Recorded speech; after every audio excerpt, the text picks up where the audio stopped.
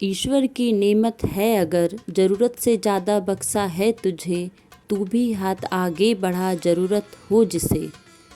नमस्कार जी, हमारी आज की कहानी है गरीब मज़दूर की। सोनम का परिवार शहर में रहता है। पापा का अपना व्यवसाय था, किसी चीज़ की कमी नहीं थी।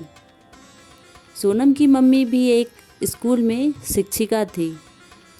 सोनम का एक छोटा भाई भी था जो बहुत शरारती था। बच्चों ने वार्षिक परीक्षा दी, अब परिणाम आने बाकी थे। वह भी 15 दिन बाद आ गए। सोनम और उसका छोटा भाई दोनों परीक्षा में अच्छे नंबरों से उत्तीर्ण हो गए थे। अब गर्मियों की छुट्टी मिल गई थी। बच्चे बहुत खुश थे। वे गर्मियों की छुट्टी अक्सर गांव में ही बिताते थे। इस बार भी गर्मियों में गांव जाना था। वे गांव के लिए निकल पड़ते हैं।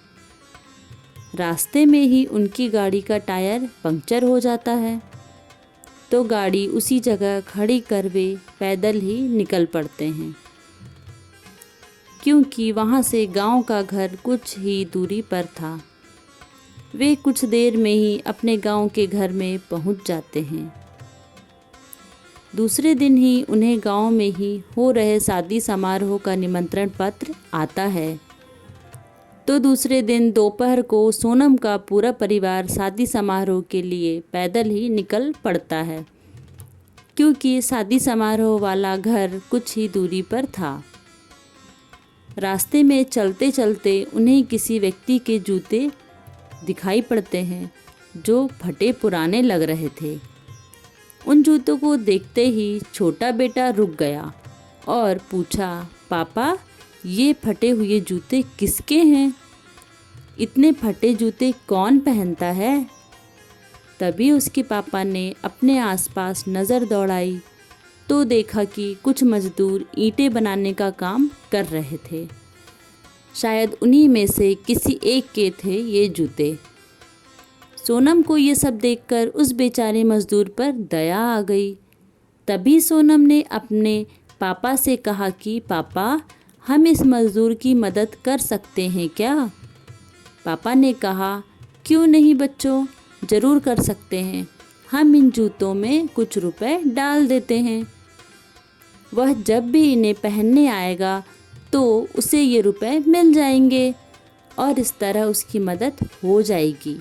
यह बोलकर सोनम के पापा कुछ रुपए जूते में डालकर शादी समारोह के लिए आगे निकल पड़ते हैं।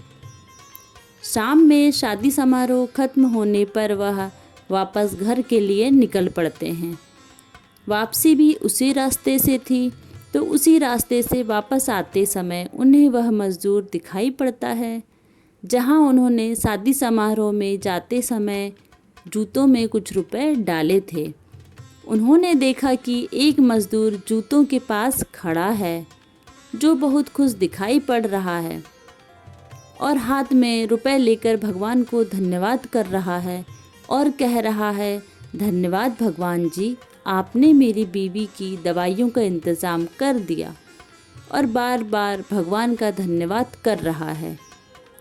शायद वह वही मजदूर था जिसके वह फटे जूते थे जिसमें रुपए रखे थे।